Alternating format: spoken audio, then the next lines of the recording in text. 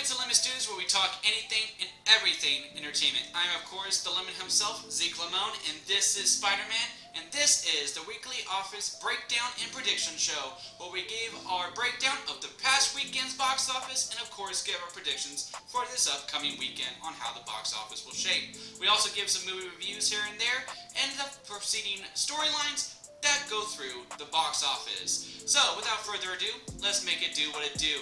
Coming in at number 1 was the new Ryan Reynolds film, Free Guy, making $28.4 million. It was projected to make 20 to 24. It overperformed at the box office, making 28. I also had it overperforming, but way overperforming. I had it coming at 32. I was very positive, Pete. I saw the early reviews, and it was very, very good. It was very, very perceived well, and I thought that was going to help it boost it up a little more, because I figured a lot more people were going to be available to go to the theaters. I thought this was going to be a really good weekend, but 28 was the magic number. Still a very good number nonetheless, because again, it overperformed at the box office. At number 2 is Don't Breathe 2, making a solid $10.6 million. That's not going to be, it's a good amount for that kind of movie. It's a very cheap movie. It's more for the blood and all that stuff, and Stephen Lang and all that stuff. My thoughts on the movie later, but I had it making $13 million. It was projected for $13 million, and I guess for 16. Again, I really thought this was going to be a good weekend for the movies. I thought just the name, because the first one was received so well, and I am also a fan of the first one. I'm not as in love with it as others are, but I still enjoy it quite a bit, and I know a lot of other people were, so I thought a lot of people would go see this movie as well. But hey, 10 was the magic number. A lot more people wanted to go see Free Guy. At number 3, in third place is the Disney film Jungle Cruise. I'm actually very surprised by that. I had the Suicide Squad coming in 3rd, but Dwayne Johnson and Emily Blunt is too much of a dynamic for James Gunn taking in the number 3 spot, making a solid $9 million. And I had the number right. I guessed $9 million. It was also projected for 9. I just didn't have the placement for it. I had it coming at number 4, but hey, 9 was good enough for 3rd place. And 4th place is Respect. I gotta respect, because I had it coming at 5th, but not. It made 4. It made the 4th spot. It made an $8.8 million. I guessed $7 million. It was projected for 8, so I guess the projections were kind of right, even though it was pretty close to 9 as well. I have not seen the movie yet.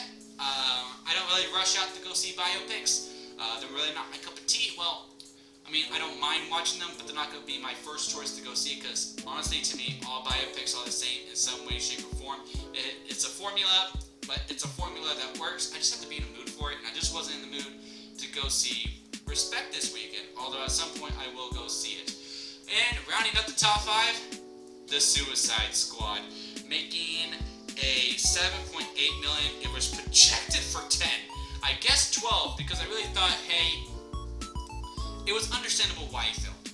It was understandable why in the opening weekend that the numbers were low, because you had the HBO Max. I don't really like using HBO Max as a reason why it failed, because like, hey, that's all Warner Brothers movies besides Dune.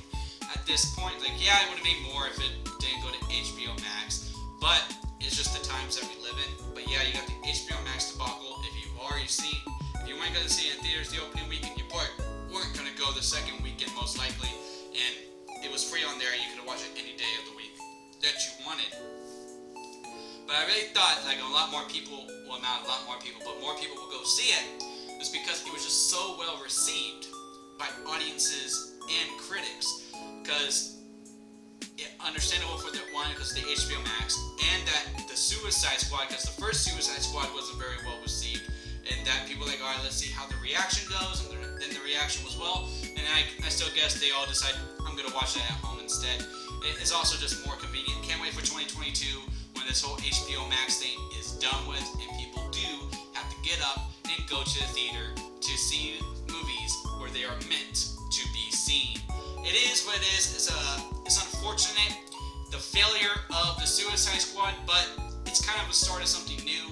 Warner Brothers knew they had something good with this. They're going to continue to work with James Gunn. I hope we get a part 3 to the Suicide Squad, and really see this culmination, maybe see a formation of the 2 teams from the Ayer cut and the James Gunn cut, and see that like super team of the Suicide Squad go forward.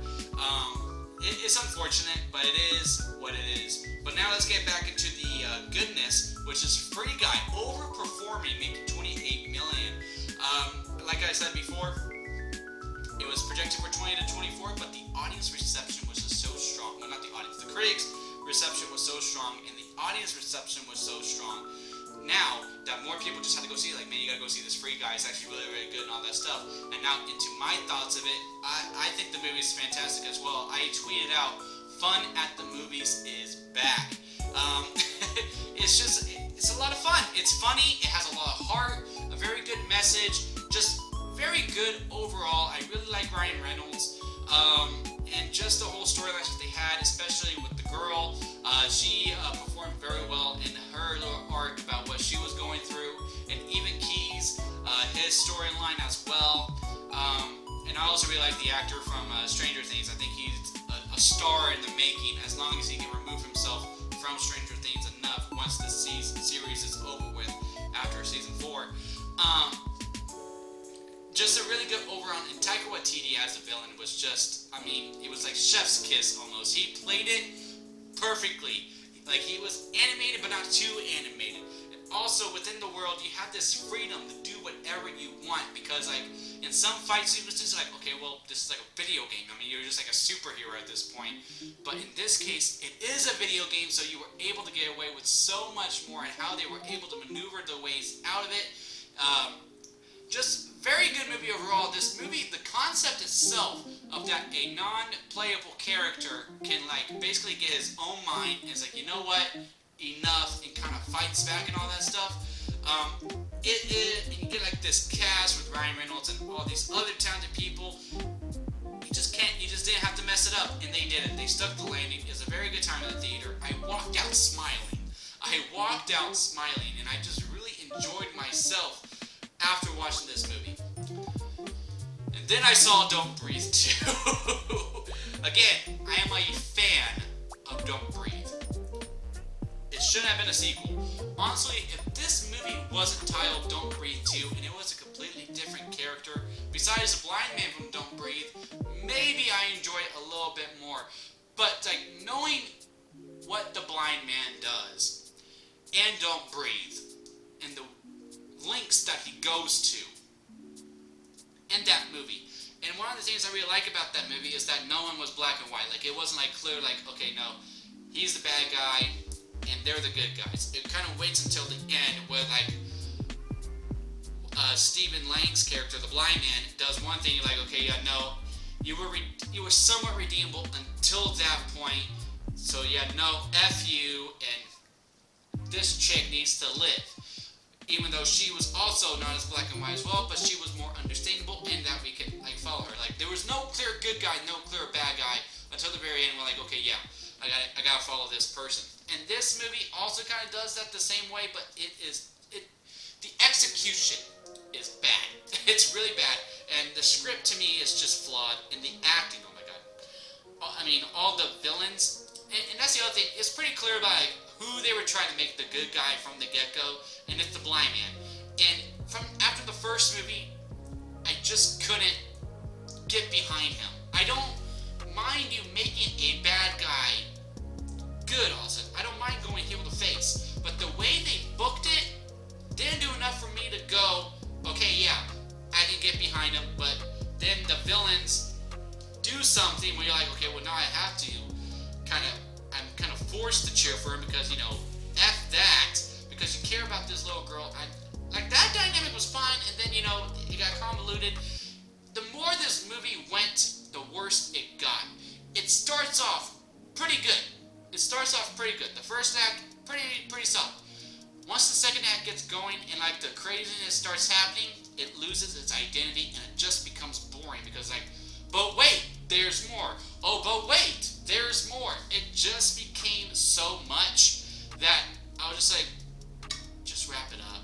And again, I couldn't get myself to get fully behind the blind man because of what he does in the first one. But yeah, I mean, the villains in here are like, that's the other thing. You just can't really cheer for anyone. You cheer for the little girl, but she's kind of like a damsel in distress, pretty much. So you're kind of forced to either cheer for the blind man or the people who are trying to get the girl. And like it kind of flip flops with that a little bit, but really all you care about is the girl, and she's kind of just like chilling, even though they kind of made her to be a badass this whole time. Like they like build her up to be this badass, and she does nothing because she's a kid, and you just want to see Stephen Lang go wreck some fools. But when you book him as a good guy, and he's clearly a good guy because they do some obvious things like, a good guy wouldn't do this, because in the first one, it was shoot first, questions later. This one, oh yeah, no, I can't kill him yet. Okay, now I can kill him. Like it was one of those things, and it was just like, God, man, like a big step down. I've only given this rating to one other movie this year, and it was Thunder Force, the Melissa McCarthy and Octavia Spencer movie, and that's a sour lemon, which is the lowest rating in the lemon system. Is a sour lemon. It's a contender for worst movie of the year.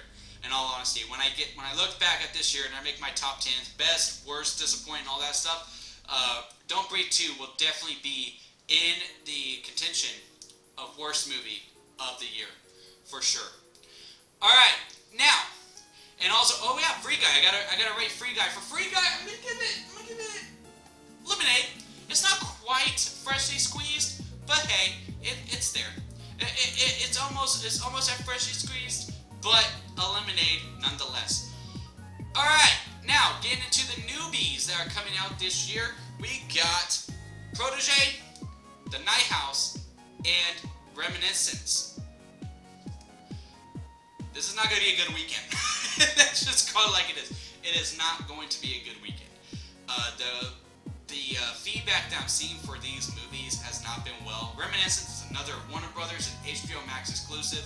Don't see that doing fairly well. Yes, it's Hugh Jackman, and he's a star. He's going to bring in money, but not as to the level of Dwayne Johnson or Emily Blunt. And I just don't see a lot of buzz. Like when this trailer comes on during the theaters, not a lot of buzz afterwards. Because after trailers, when a good trailer comes, like, oh yeah, we gotta go see that. Yeah, we gotta go see it. Let's go see that. Yeah. With this movie, nothing. It's just silence. It's like Snake Eyes. I don't see a lot of buzz for it, and I don't really see it doing well. As for The Night House, I haven't seen any marketing for it. I saw a trailer once for this, and I was like, that looks good. And any other movie that I've seen, and I go to the movies a lot, I have not seen the trailer since. It's not really marketed on YouTube, like on ads before, and all that. The movie, the premise looks great. Of like, okay, she's gonna go stay at this house with this, from her ex-lover who seems to be abusive and all that stuff, or like very, very protective. It's like a stalkerish type of thing, and it's like a horror twist on it. I'm really looking forward to seeing this movie, but I don't see it very doing well at the box office. And as for the third one, The Protege, which I actually think can make some noise, I don't see it doing that well either.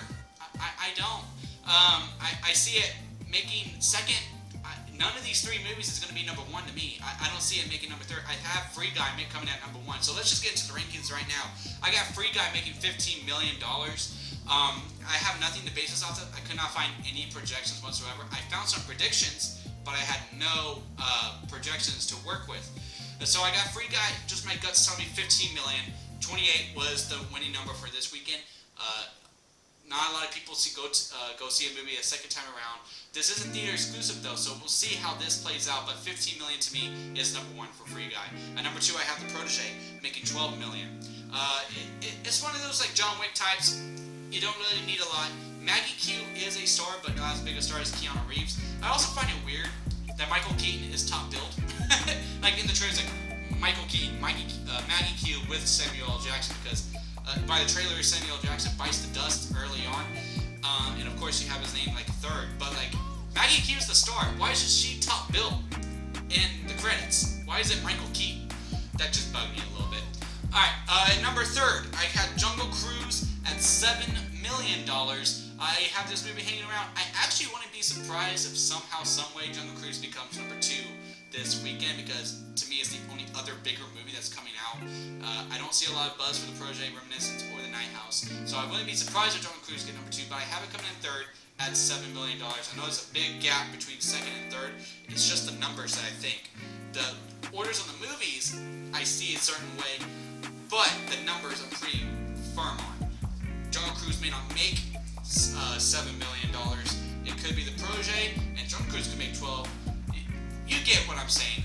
The numbers, I see it coming in that order, but the order of the movies, I could see flip-flopping around. But as for how much money they're going to make for the placements, I'm pretty locked on that. Alright, in fourth place, I got Reminiscence making $6 million. And I'm pretty confident that because The Night House does not have a lot of marketing, I don't see like a lot of people like, huh. But, you know, horror sales, they see Night House and they watch the trailer like, oh, yeah, let's go see that movie.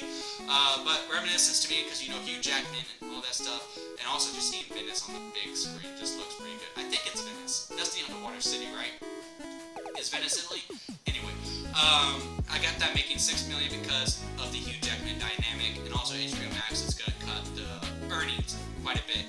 And in fifth place, I have The Night House making $5 million because, again, horror sells. I wouldn't be surprised if Suicide Squad does sneak up and take that fifth spot because, again, no marketing for The Night House. But you know what's funny?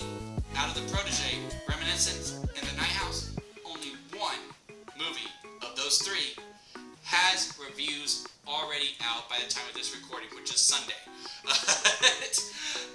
Which is Sunday, August, looking at the date, August 15th. Only one movie has reviews out, and it's The Night House at an 88% critic reviews, which is really, really good on Rotten Tomatoes. 88%, or is it 80? It's in the 80s for sure, which is really, really good, which is why I'm like, why is this not being promoted more? Reminiscence and The Protege, there are no reviews yet, which to me is like the week before your movie and you have no critic reviews out. It's a big white flag saying, our movies aren't good, but please come see them anyway, is what it's saying to me. So yeah, that's how I have the top 5 I have. Free Guy, sticking at number 1 at $15 million. Number 2, I got The Protege, making 13. And then it's Jungle Cruise at 7. Reminiscence at 6. And The Night House at 5. So that is my predictions for it. What do y'all think the top 5 is going to be this coming weekend? Comment below, let me know. If you like this video, please give it a like, as it helps me out with my algorithm. And also, give me a subscribe if you like hanging out with me, talking about movies and box office, and all that kind of jazz. Also, follow me on the social medias. I give my quick reviews after I get out of the theaters, when I see the movies. It's at Lemon Studios 11 on both Instagram and Twitter.